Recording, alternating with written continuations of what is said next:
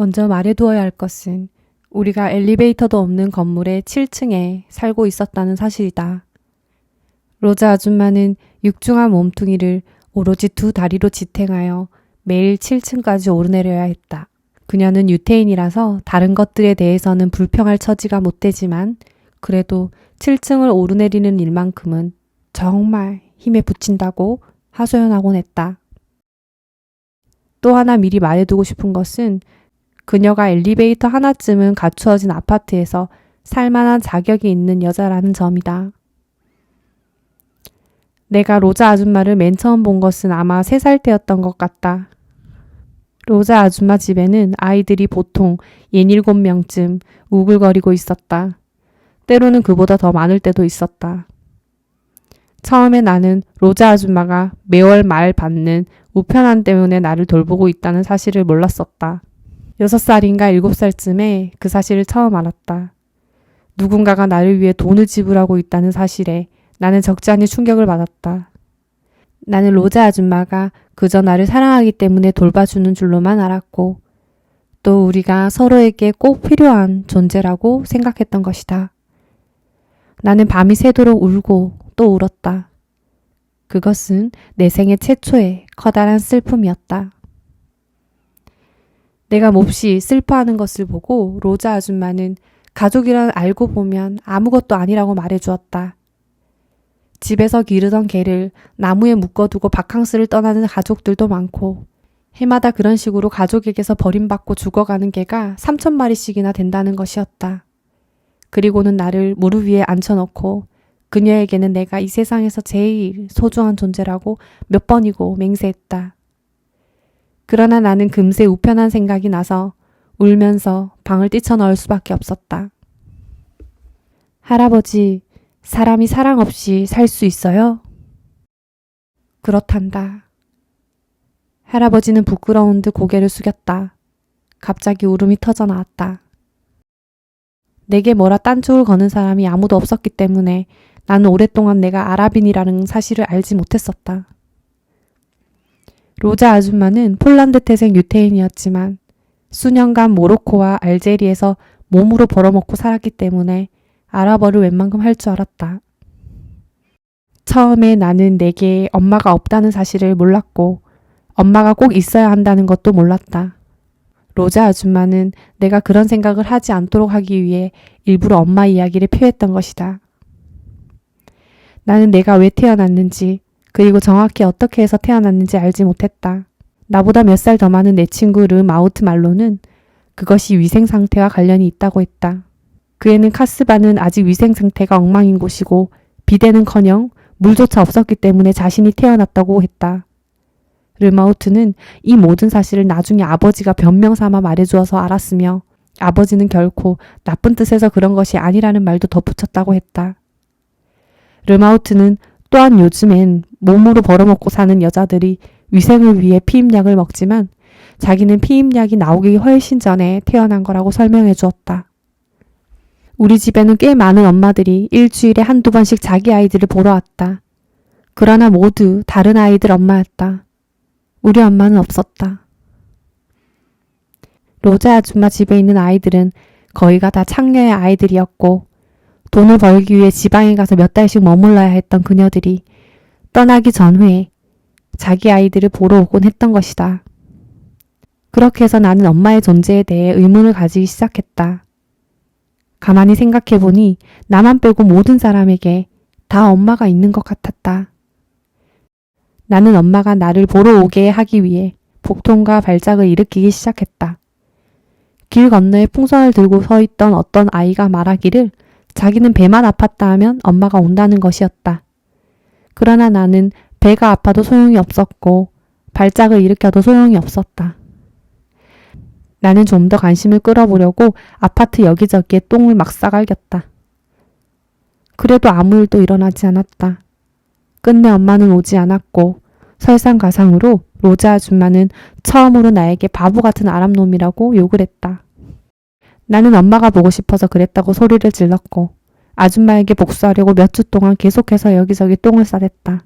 로자 아줌마는 그러지 않아도 이미 너무 늙고 지쳐있는 데다가 전부터 유태인이라고 핍박을 받아온지라 그 일을 유난히 고통스럽게 받아들였다.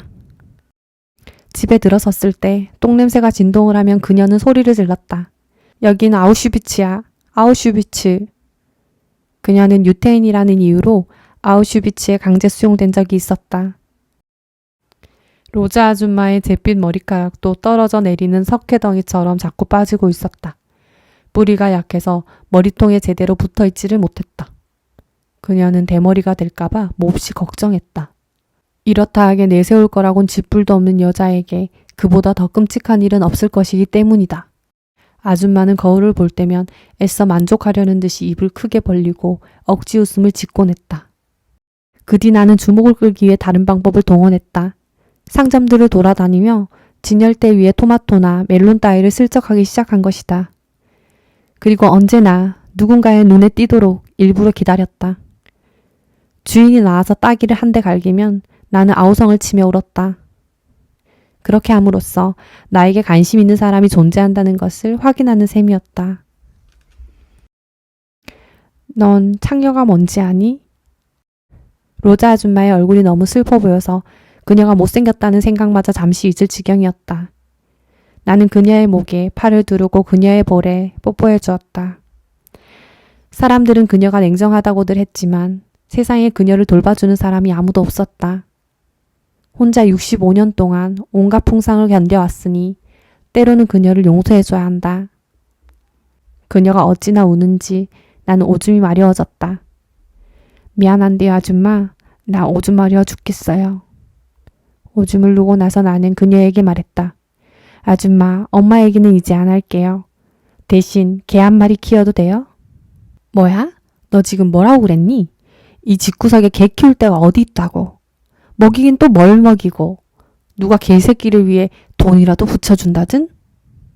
하지만 막상 내가 칼페트르 거리의 개 파는 가게에서 잿빛털이 곱슬거리는 푸들 한 마리를 훔쳐왔을 때 그녀는 아무 말도 하지 않았다.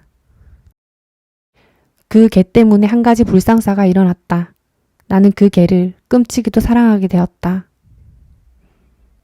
나는 최고라는 뜻의 시페르라는 이름을 선택했는데 언제든지 더 좋은 이름이 떠오르면 바꿔줄 생각이었다. 나는 나의 내부에 넘칠 듯 쌓여가고 있던 그 무언가를 시페르에게 쏟아부었다. 녀석이 없었다면 나는 어쩌면 콩밥 먹는 신세가 되었을지도 모른다. 녀석을 산책시킬 때면 내가 뭐라도 된 기분이었다. 왜냐하면 녀석에게는 내가 세상의 전부였으니까. 나는 녀석을 너무 사랑한 나머지 남에게 져버리기까지 했다.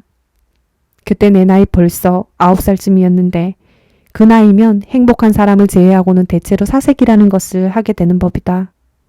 뭐 누구를 모욕하려는 의도에서 하는 말은 아니지만 로자 아줌마의 집은 아무리 익숙해진다고 해도 역시 우울한 곳이었다. 그래서 시페르가 감정적으로 내게 점점 더 큰 비중을 차지하게 되자 나는 녀석에게 멋진 삶을 선물해주고 싶어졌다. 가능하다면 나 자신이 살고 싶었던 그런 삶을. 내가 강조하고 싶은 것은 녀석이 보통 개가 아니라 푸들이었다는 점이다. 하루는 어떤 부인이 시페르를 보더니 아이고 그게 참 예쁘기도 해라 라며 개가 내 것인지 그리고 자기에게 팔 의향이 없는지 물었다. 나는 500프랑을 받고 시페르를 그녀에게 넘겼는데 그것은 정말 잘 받은 가격이었다. 내가 이 말을 하면 안 믿을지도 모르겠지만 나는 그 500프랑을 접어서 하수구에 쳐넣어 버렸다. 그리고는 길바닥에 주저앉아서 두 주먹으로 눈물을 닦으며 송아지처럼 울었다. 하지만 마음만은 행복했다. 로자 아줌마 집은 결코 안전한 곳이 아니었다. 돈 한 푼 없는 늙고 병든 아줌마와 함께 사는 우리는 언제 빈민구제소로 끌려가게 될지 모르는 처지였다. 그러니 개에게도 안전하지 못했다. 집에 돌아와 시페르를 500프랑에 팔고 그 돈을 하수구에 쳐넣어버렸다고 말하자 로자 아줌마는 얼굴이 새파랗게 질려서 나를 한동안 쳐다보더니 자기 방으로 달려가서 문을 이중으로 걸어 잠갔다. 그때부터 그녀는 혹시 내가 자기 목이라도 자를까봐 그러는지 잘 때는 반드시 문을 걸어 잠갔다. 다른 아이들도 시페르 이야기를 듣자 난리법석을 피웠다. 하지만 그 애들이 진정으로 시페르를 사랑한 것은 아니었다. 단지 장난감으로 녀석이 필요했을 뿐이다. 다른 사람들에게 아무런 불편도 끼치지 않는데 왜 창녀로 등록된 여자들이 자녀를 키울 수 없는지 나는 도무지 알 수가 없었다. 나는 로자 아줌마 집에서 아이 엄마들이 우는 걸 자주 보았다. 몸을 팔아먹고 사는 여자에게 아이가 있다는 이유로 사람들이 고발했기 때문이다. 의사 선생님, 제발 이 아이를 잘 좀 진찰해 주세요. 저 아이는 자기가 세상에서 제일 소중하게 여기던 개를 팔았고 그 대가로 받은 500프랑이나 되는 돈을 하수구에 쳐넣었다고요. 아우슈비츠에서도 그런 짓은 하지 않는답니다. 이 아이는 그 개를 무척이나 사랑했다고요. 잘 때도 품고 잘 정도였어요. 그런데 그게 무슨 짓이에요? 개는 팔아버리고 판 돈은 벌어버렸으니. 얘는 다른 애들과 달라요, 선생님. 이 아이의 피 속에 무슨 광기 같은 게 흐르는 게 아닐까요? 안심하세요, 로자 부인. 아무 일도 일어나지 않을 겁니다. 절대로요. 순간 나는 울기 시작했다. 나 역시 아무 일도 없으리라는 것을 잘 알고 있었지만 공공연하게 그런 말을 듣기는 처음이었다. 울 것 없다, 모하메드. 하지만 그래서 마음이 편해질 것 같으면 마음껏 울어도 좋아. 이 아이가 원래 잘 웁니까? 전혀요. 얘는 절대로 울지 않는 아이예요. 하지만 얼마나 날 애먹이는지 몰라요. 그렇다면 벌써 좋아지고 있군요. 아이가 울고 있잖아요. 정상적인 아이가 되어가고 있는 겁니다. 어느 일요일 로자 아줌마는 아침나절 내내 울고 있었다. 그녀는 때때로 아무런 이유도 없이 하루 종일 울기도 했다. 그럴 때는 실컷 울도록 내버려 둬야 했다. 아줌마에게는 그 시간이 가장 행복한 시간이었기 때문이다. 로자 부인은 벌거벗은 몸에 가죽 장화를 신고 목에는 검은 레이스 속바지를 머플러처럼 두르고 있었다. 뚱뚱한 아랫배 밑에 적나라하게 드러나 있는 그녀의 성기를 나는 차마 바라볼 수가 없었다. 로자 부인의 모습은 이 세상에 둘도 없는 괴물 그 자체였다. 게다가 로자 부인은 사창가에서처럼 엉덩이를 흔들어대는 것이었다. 그 엉덩이는 인간의 상상력을 완전히 초월한 것이었다. 나는 로자 아줌마가 정신착란으로 인해 다시 어린아이가 되었다는 것도 알고 있었는데 카츠 선생님 얘기로는 그것이 바로 노망이라고 했다. 그녀가 창녀 시절에 옷을 입고 있는 것으로 보아 그녀는 자기가 젊다고 믿는 것이 틀림없었다. 혹시 내 뇌에 종양이 생긴 건 아니냐, 모모야? 그것도 악성이면 용서가 없지. 의사 선생님은 그런 말 안 했어요. 용서가 되네 안 되네 따위의 말은 안 했어요. 아무튼 용서에 관한 얘기는 전혀 없었어요. 선생님은 아줌마가 나이 때문에 그런다고 했지 건망증이니 뭐니 하는 말도 안 했어요. 건망증이라고? 할 일 없이 거기 있던 모세가 울기 시작하는 바람에 내가 난처하게 되었다. 모세는 왜 저러냐? 너 지금 내게 거짓말을 하고 있지? 내게 뭔가 숨기고 있는 거 아니냐? 저 애가 왜 울어? 제기랄, 정말 왜 그래요? 유태인들은 저희들끼리 원래 잘 울잖아요. 잘 알면서 그래요.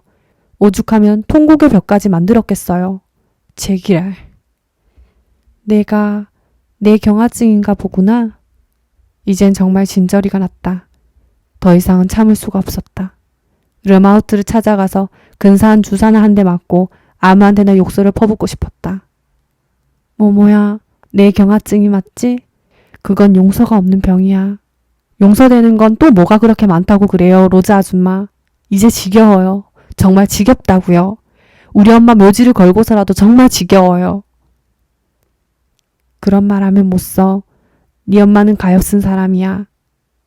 하밀 할아버지는 빅토르 위고도 읽었고 그 나이에 다른 사람들보다 훨씬 더 경험이 많았는데 내게 웃으며 이런 말을 해준 적이 있다. 완전히 희거나 검은 것은 없단다. 흰색은 흔히 그 안에 검은색을 숨기고 있고 검은색은 흰색을 포함하고 있는 거지. 아줌마는 나와 떨어지고 싶지 않았던 거예요. 지금도 아줌마는 가고 싶지 않대요. 어제도 나는 아줌마에게 간청을 했어요. 로자 아줌마, 이스라엘로 가족을 찾아가세요. 거기 가면 편안하게 돌아가실 수 있어요. 거기서 사람들이 아줌마를 돌봐주실 거예요. 여기서는 아무것도 아니잖아요. 하지만 거기에서는 훨씬 더 대접을 받을 거예요. 라고요. 까뜨 선생님은 놀라서 입을 벌린 채 나를 쳐다보았다. 그는 감동한 나머지 눈물까지 글썽거렸다. 그럼 내가 이스라엘로 떠나는 거냐? 나는 아무 말도 하지 않았다. 나는 그녀를 보지 않으려고 고개를 숙였다. 우리는 서로 쳐다볼 때마다 마음이 아파졌으니까. 거꾸로 된 세상. 이건 정말 나의 빌어먹을 인생 중에서 내가 본 가장 멋진 일이었다. 나는 튼튼한 다리로 서 있는 생기 있는 로자 아줌마를 떠올렸다. 나는 좀 더 시간을 거슬러 올라 아줌마를 아름다운 처녀로 만들었다. 그러자 눈물이 났다. 그 당시 나의 가장 좋은 친구는 내가 머리부터 발끝까지 옷을 헤입힌 내 우산, 아르티르였다. 나는 녹색 헝겊으로 우산 손잡이를 공처럼 둥글게 감싼 뒤 로자 아줌마의 붉은색 립스틱을 사용하여 동그란 눈과 다정하게 미소 짓는 입을 그려 넣었다. 특별히 사랑할 만한 대상을 갖고 싶었다기보다는 어릿광대 짓을 하기 위해서였다. 나는 그녀가 좋아하던 삼바 향수를 한 병 모두 그녀에게 발라주었다. 그러고 나서 그녀의 추한 얼굴이 덜 드러나 보이도록 내가 사갖고 온 온갖 색깔의 화장품으로 그녀의 얼굴을 칠해주었다. 그녀는 여전히 두 눈을 뜨고 있었다. 눈 주위로는 붉은색, 초록색, 푸른색이 칠해져 있었다. 내가 양 어머니의 시체 옆에서 3주를 보냈다는 것은 거짓말이다. 로자 부인이 내 양어머니는 아니었으니까. 그것은 거짓말이다. 노망이 들기 전에 하밀 할아버지가 사람은 사랑할 사람이 없이는 살 수 없다고 한 말이 옳은 것 같다. 나는 로자 아줌마를 사랑했고 계속 그녀가 보고 싶을 것이다. 하몽 선생은 내 우산 아르띠르를 찾으러 내가 살던 곳까지 가기까지 했다. 아르띠르가 곁에 없는 것을 내가 몹시 슬퍼했기 때문이다. 처음에는 아르띠르를 보는 것이 나를 괴롭게 하는 것이라 하여 모두 그것을 반대했다. 사랑이 무엇인가를 깨닫지 못하는 사람들은 아무것도 모르는 법이다. 사랑해야 한다.